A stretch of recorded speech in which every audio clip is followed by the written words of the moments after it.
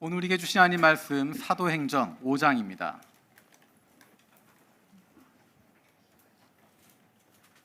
사도행전 5장 28절에서 32절입니다. 사도행전 5장 28절에서 32절입니다. 우리 한 목소리로 함께 읽겠습니다. 시작. 이르되 우리가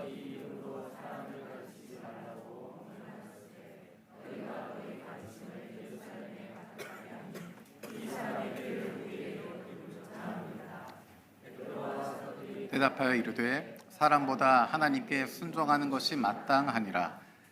너희가 나무에 달아 죽인 예수를 우리 조상의 하나님이 살리시고 이스라엘에게 회개함과 제사함을 주시려고 그를 오른손으로 높이사 임금과 구주로 삼으셨느니라. 우리는 이 일의 증인이요 하나님이 자기에게 순종하는 사람들에게 주신 성령도 그러하니라 하더라. 아멘. 사도행전 설교를 준비하면서 이런 상상을 한번 해봤습니다. 예수님의 제자들의 얼굴 표정, 예수님의 제자들의 어깨가 어땠을까 하는 것입니다. 예수님의 제자들이 예수님을 따라다니고 있었을 때 예수님의 제자들의 표정이 어땠을까? 예수님이 떠나가신 이후로 사도행전에 등장하게 되는 예수님의 제자들의 표정은 어땠을까?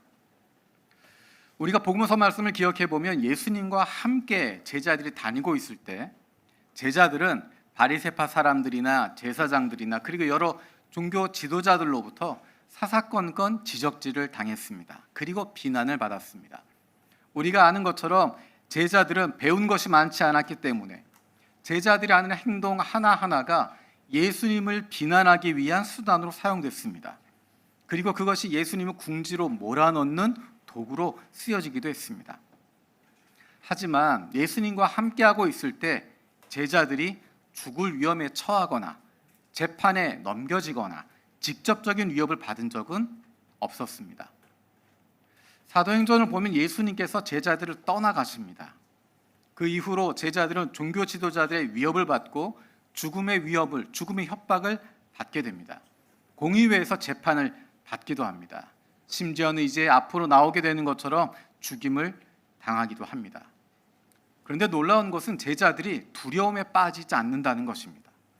두려워하지 않고 오히려 당당하게 맞서고 있습니다.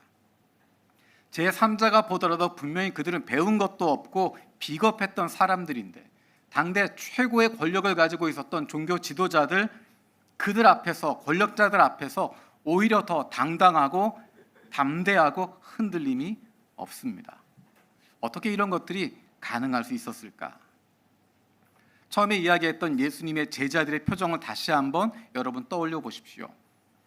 예수님과 함께하고 있었을 때 예수님의 제자들은 계속해서 예수님만 쳐다보고 있었을 것입니다. 예수님이 어디에 계시나?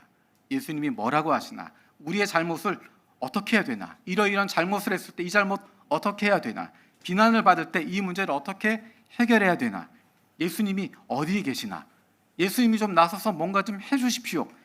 제자들은 조금만 어려움이 생기거나 문제가 발생하면 예수님을 찾기에 바빴을 것입니다. 그러다 예수님을 찾으면 편안해지고 그리고 자신만만해하고, 하지만 예수님이 보이지 않으면 자신들의 문제를 해결할 수 없었을 때 쩔쩔매는 모습을 우린 복음서에서 발견하게 됩니다. 사도행전에서 예수님이 하늘로 올리우십니다. 제자들과 함께하지 않습니다. 그런데 죽음의 위협과 재판에 넘겨질 때 제자들의 모습은 너무도 당당한 모습을 보여주고 있습니다. 이 모습은 마치 십자가를 향해서 가고 있는 예수님의 모습을 보여주는 것 같습니다. 제자들도 죽음을 두려워하지 않고 당당하게 나아가고 있습니다. 예수님의 모습을 기억하면 예수님께서는 공의회에 넘겨졌을 때, 빌라도 재판에 넘겨졌을 때 적극적으로 변호하시지 않습니다. 오히려 죽음을 향해서 당당히 걸어가십니다. 재미있는 것은 예수님에게 사형 언도를 할 이유를 대제사장들과 종교 지도자들이, 사내들인 공의회 위원들이 제대로 찾지 못했다는 것입니다. 증언들이 엇갈리기도 하고 이 말이 맞지 않기도 하고 이것이 그에게 사형을 언도할 만한 일인가라는 부분에서 아무도 답을 얻지 못하고 있을 때 오히려 예수님께서 답을 던져주십니다. 내가 하나님의 아들이다. 내가 심판자로 오는 모습을 너희가 보게 될 것이다. 그들 앞에서 이야기합니다. 그래서 그들이 예수님을 사형 언도할 이유를 찾도록 만들어 주십니다. 빌라도에게 넘겨진 재판에서도 마찬가지입니다. 이것이 부당한 처사라고 이야기하지 않습니다. 빌라도가 보기에도 이 재판이 부당하다라고 생각하고 있지만 예수님을 고소하는 것이 맞지 않다, 시기심 때문이다라는 것을 알고 있지만 예수님은 오히려 반박하지 않으시고 십자가를 향해서 적극적으로 한 걸음 한 걸음 나아가고 있습니다. 당당하게, 담대하게. 사도행전에서 우리가 발견하는 제자들의 모습도 마찬가지입니다. 그들은 당당하고 담대합니다. 그들을 향한 죽음의 위협에 대해서도 스승이던 예수님에게 사형 언도를 했던 대제사장들과 종교 지도자들에게도 그들을 두려워하지 않습니다. 그들의 부당한 요구에 대해서 담대하게 반박하고 거부합니다.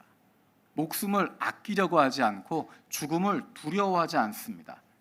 예수님처럼 당당하고 담대하게 한 걸음 한 걸음 나아가고 있습니다. 예수님의 그 모습과 사도행전에 나와 있는 제자들의 모습에는 공통점이 있습니다.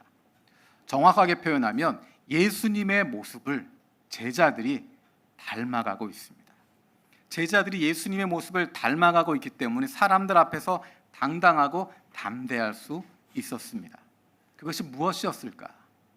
예수님을 움직였던 동력, 제자들을 움직였던 동력, 그것은 바로 하나님의 마음이었습니다. 하나님의 뜻이었습니다. 예수님께서 십자가를 향해서 꿋꿋이 향해서 나아가셨던 이유는 그 희생을 통해서 온 인류를 구원하시고자 하는 하나님의 마음 때문이었습니다. 그렇게 하지 않고는 하나님께로 나아올 길이 없기 때문에 길이요 진리요 생명 되신 예수 그리스도를 십자가에 죽게 하심으로 온 인류가 생명 되신 생명의 주인이신 하나님께로 나올 수 있도록 길을 만들어 주신 것입니다. 아버지 되신 하나님께로 그 자녀들이 돌아올 수 있도록 아버지 하나님의 사랑받는 자녀가 될 수 있도록 만들어 주신 것입니다. 그리고 제자들에게 주셨던 사명은 그 하나님의 마음을 가지고 사람들에게 예수 그리스도의 십자가의 복음을 전하는 것입니다. 예수 그리스도의 십자가의 죽음과 부활 그리고 이를 통한 구원의 복음을 선포하는 것이었습니다. 예수님께서 사랑하는 제자들을 떠나셔야만 했던 이유가 무엇이었을까? 그것은 바로 하나님께서 보내주신 성령이 제자들에게 임하기 위해서 뿐만 아니라 예수를 그리스도라고 인정하는 예수를 나의 주 나의 하나님이라고 고백하는 그리스도인들에게 성령으로 충만하게 임하도록 하기 위해서였습니다. 그래서 사도행전 말씀을 읽으면서 발견하게 되는 것은 성령 충만으로 말미암아 수많은 사람들이 하나님께로 나아왔다라는 것입니다.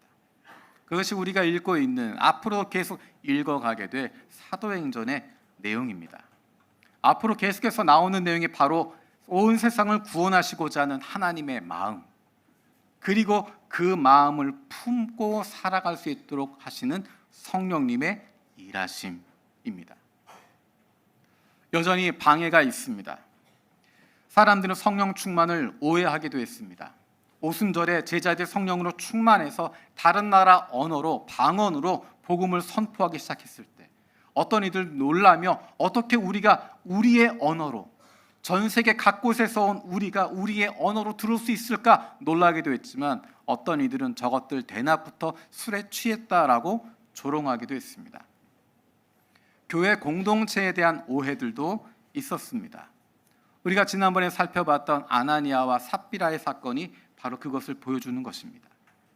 그것을 통해서 교회 공동체가 새롭게 거룩하게 시작할 수 있게 만들어지고 있습니다. 예수님을 죽였던 이들이 가지고 있는 오해들도 있습니다. 그들은 이렇게 생각합니다. 제자들이 예수의 핏값을 우리에게 돌린다라고 생각합니다. 제자들의 선포를 통해서 자신들의 잘못을 깨닫게 됩니다. 알게 됩니다. 우리가 잘못했구나. 우리가 하나님의 아들을 죽였구나. 하지만 그들의 선택은 회개하거나 하나님께로 나아가는 것이 아니라 오히려 사건을 덮고자 하는 것이고 모른 척하는 것이고 사도들의 입을 막는 것으로 선택하게 됩니다. 오늘 본문이 들어있는 읽었던 본문이 들어있는 5장에서의 내용도 마찬가지입니다.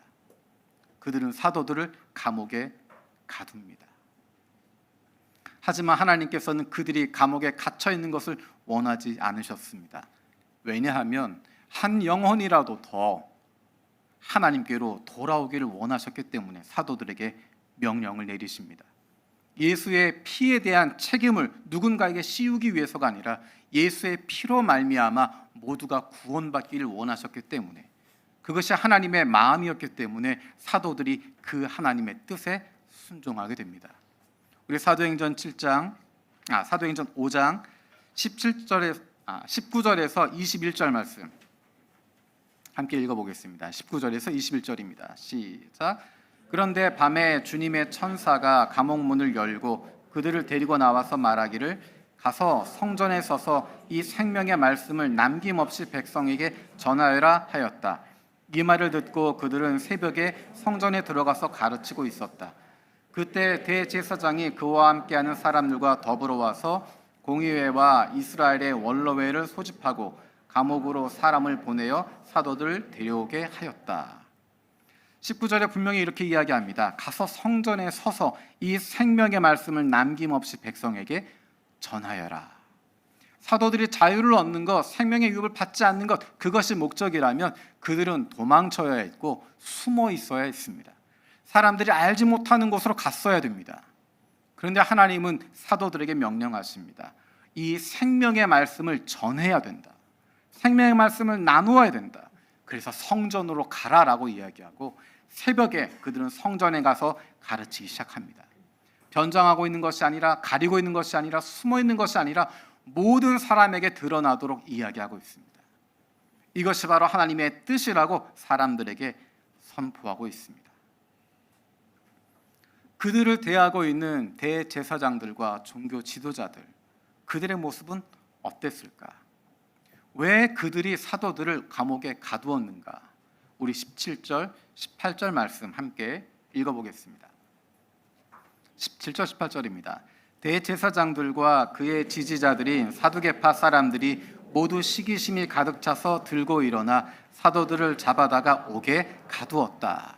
17절에 보면 이렇게 이야기합니다. 모두 시기심이 가득 찼다. 모두 시기심이 가득 찼다. 뿐만 아니라 이것에 대한 더 직접적인 이유가 28절에 나와 있습니다. 우리 28절 말씀 함께 읽겠습니다. 28절입니다. 시작. 우리가 그대들에게 그 이름으로 가르치지 말라고 엄중히 명령하였소. 그런데도 그대들은 그대들의 가르침을 온 예루살렘에 퍼뜨렸소. 그대들은 그 사람의 피에 대한 책임을 우리에게 씌우려 하고 있소. 왜 엄중히 명령했을까? 왜 떠들지 말라고, 말하지 말라고 이야기했을까? 28절에 나온 것처럼 그 사람의 죄를, 그 사람을 죽인 그 사람의 피에 대한 책임을 우리에게 씌우려 하고 있소라는 것입니다. 하나님의 뜻은 그게 아니요라는 것이 아니라, 하나님의 말씀은 그렇지 않소라고 하는 것이 아니라, 그 마음에 시기심으로 가득 차서 예수의 피가, 예수를 죽음에 몰아넣은 그 책임을 우리에게 덮어 씌우려고 하고 있다라는 두려움 때문에 사도들을 감옥에 가두게 되고 사도들의 입을 막으려고 하고 그들을 방해하게 되는 것입니다. 한 번이 아니었습니다. 그들이 가지고 있는 두려움이 있었습니다. 자신들의 잘못에 대한 두려움 때문에 자꾸만 사도들을 가로막게 됩니다. 우리가 지난번에 살펴보았던 사도행전 4장 16절에서 18절에 똑같은 이야기가 등장합니다. 함께 읽어보겠습니다. 사도행전 4장 16절에서 18절입니다.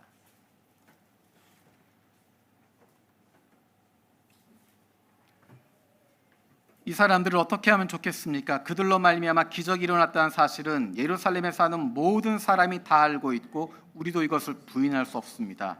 다만 이 소문이 사람들에게 더 퍼지지 못하게 앞으로는 이 이름으로 아무에게도 말하지 말라고 그들에게 엄중히 경고합시다. 그런 다음에 그들은 그 두 사람을 불러서 절대로 예수의 이름으로 말하지도 말고 가르치지도 말라고 명령하였다. 오늘 본문에 보면 대제사장들과 사두개파 사람들이 이야기합니다. 내가 너희에게 엄중히 명령했었다. 그 이름으로 가르치지 말라고 엄중히 명령했었다라고 하는 근거가 4장에 나와 있는 바로 이 내용입니다. 왜 엄중히 경고했나? 엄중히 명령했나? 가르치지 말라고 했나? 그들이 말하는 것이 사실이라고 하는 것을 거부할 부인할 수 없었기 때문입니다. 하나님께서 그렇게 말씀하셨고 그렇게 행하셨고 그것이 증명된 것이 성전 아름다운 문 앞에 앉아있던 사람이 일어나게 된 것을 통해서 증명되기 때문입니다. 말로만 하게 된 것이 아니라 실제로 하나님이 주신 말씀과 뿐만 아니라 하나님이 주신 능력으로 나타나는 것들을 보면서 부정할 수 없었기 때문에 덮어두고 싶은 것이고 모른 척하고 싶은 것이고 아무도 그것에 대해서 듣지 못하도록 하고자 하는 것입니다. 사도들은 그 이야기에 대해서 베드로와 요한은 그 명령에 대해서 듣겠다 말한 적이 없습니다. 엄중히 명령해서 너희들은 다시는 말하지 마라 라고 이야기했지만 거기에 대한 베드로와 요한의 대답은 사도행전 4장 19절 20절입니다. 그때 베드로와 요한은 대답하였다. 하나님의 말씀을 듣는 것보다 당신들의 말을 듣는 것이 하나님 보시기에 옳은 일인가를 판단해 보십시오. 우리는 보고 들은 것을 말하지 않을 수 없습니다. 오히려 종교 지도자들은 눈에 보이는 것 이것들을 말하지 마라, 가르치지 마라, 아무 일도 없었던 거다라고 이야기하지만 배운 것도 없던 것 같았던, 아무것도 아닌 것 같았던 베드로와 요한은 하나님 보시기에 이것이 옳은가 생각해 보십시오. 하나님 보시기에 이것이 정당한가 판단해 보십시오. 하나님 보시기에 어떠한가를 생각하면 그렇게 할 수 없습니다. 나는 당신들의 이야기를 따를 수 없습니다 라고 강하게 이야기하고 있습니다. 근데 재미있는 것은 백성들의 반응이었습니다. 4장 21절 읽어보겠습니다. 백성들이 모두 그 일어난 일로 하나님께 영광을 돌리고 있으므로 그들은 사도들을 처벌한 방도가 없어서 다시 위협만 하고서 놓아 보냈다. 사람들이 두려워서 어찌하지 못했다라고 이야기합니다. 그들이 엄중히 명령했던 근거, 조금 전에 이야기했던 것처럼 예수의 피에 대한 책임, 그것에 대해서 이야기하고 있는 것입니다. 그런데 그들은 하나님보다 사람들을 더 두려워하고 있습니다. 정말로 그것이 사도들이 하고 있는 것이 하나님의 뜻에 어긋난 것이라면 어떤 상황에도 그것을 막았어야 하는 것인데 그들을 막지 못합니다. 그 이유를 성경은 분명하게 이야기하고 있습니다. 우리 26절 말씀, 5장 26절 함께 읽겠습니다. 시작. 그래서 경비대장이 경비대원들과 함께 가서 사도들을 데리고 왔다. 그러나 그들은 백성들이 돌로 칠까 봐 두려워서 폭력을 쓰지 않았다.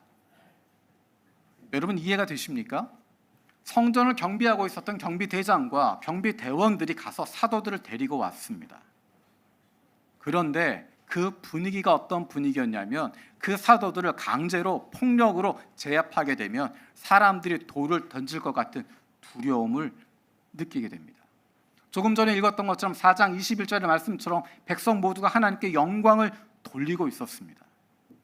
백성들 모두가 성전에서 그들의 사도들의 메시지를 들으면서 그들은 이것이 하나님의 일이라고 하는 것을 확신하고 있었고 하나님을 바라보고 있었습니다. 하나님의 뜻을 깨닫고 있었습니다. 그런데 오히려 지도자였던 사람들은 하나님을 두려워하지 않고 사람들의 여론을 두려워하고 있습니다.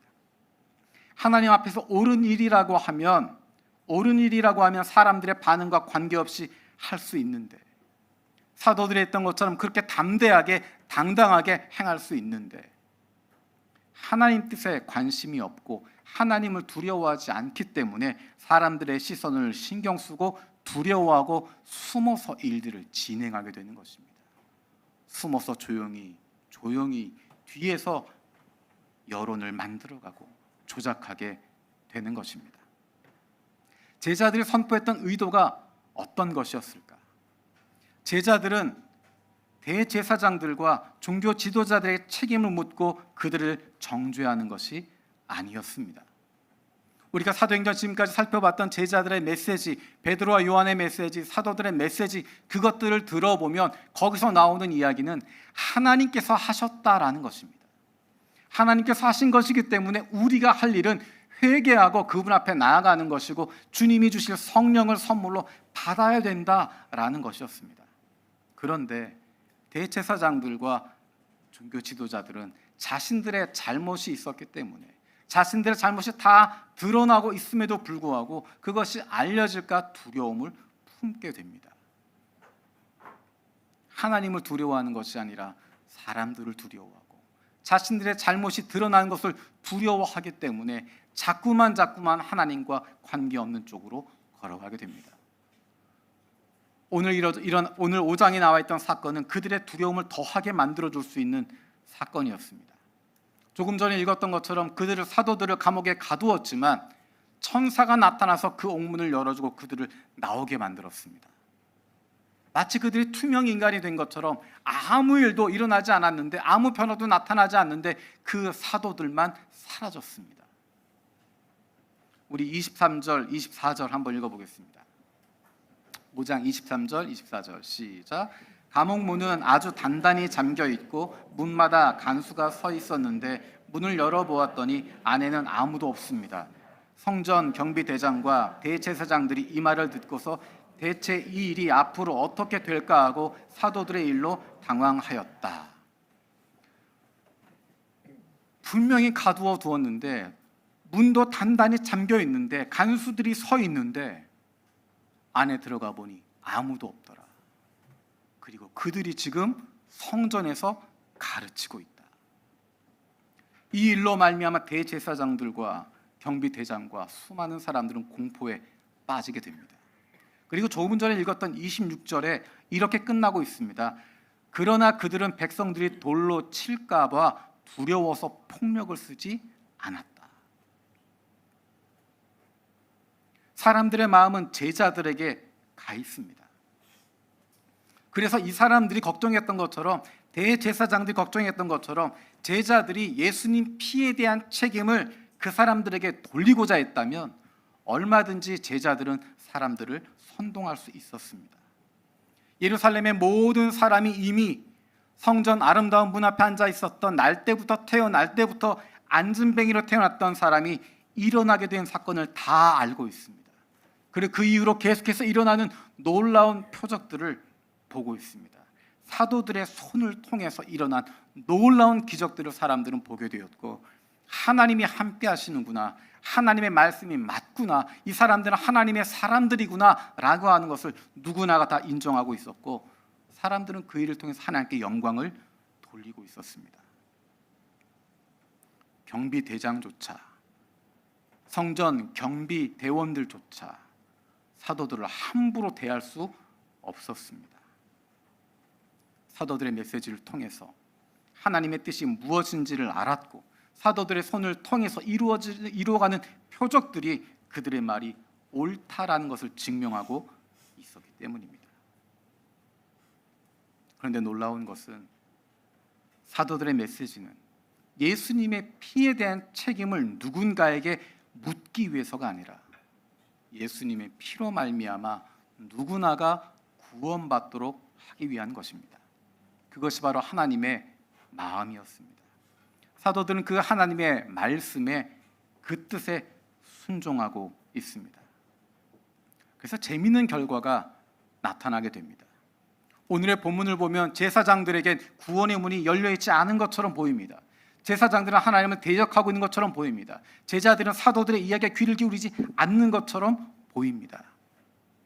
그들은 개인적인 감정에 휘둘리면서 우리가 비난받고 있는 것, 우리가 어려움을 당하고 있는 것, 그것을 모면하기 위해서 싸우려고 하고 있지만 재밌는 것은 하나님의 말씀이 선포되어지면서 그 제사장들 가운데서도 하나님께로 돌아오는 이들이 많이 생겼다라는 것입니다.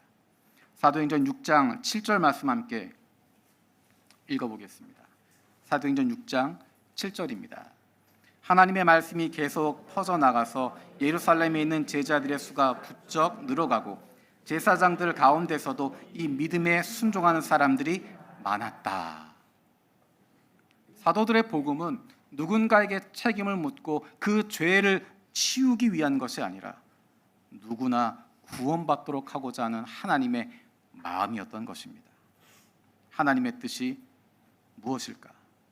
내 인생을 바꾸고 새롭게 하고 나의 흔들리는 감정을 잡을 수 있도록 접고 나아갈 수 있도록 하는 하나님의 마음이 무엇일까?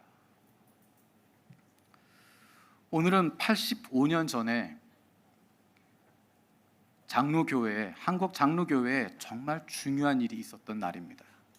1938년 9월 10일 제27차 조선 장로교 총회에서 신사참배를 결의하게 됩니다. 그동안 싸워왔는데 수많은 사람들이 구금이 되기도 하고 죽임을 당하지만 싸워왔는데 제27차 총회에서 신사참배를 결의하게 되고 그날로 바로 평양 신사에 가서 절을 하게 되는 일을 하게 됩니다. 그래서 27차 총회까지는 총회를 시작할 때 풍금으로 반주하고 함께 찬송가 부르고 그렇게 예배하고 시작했는데 그 이듬해인 28차 총회부터는 묵도하고 찬송가로 시작을 합니다.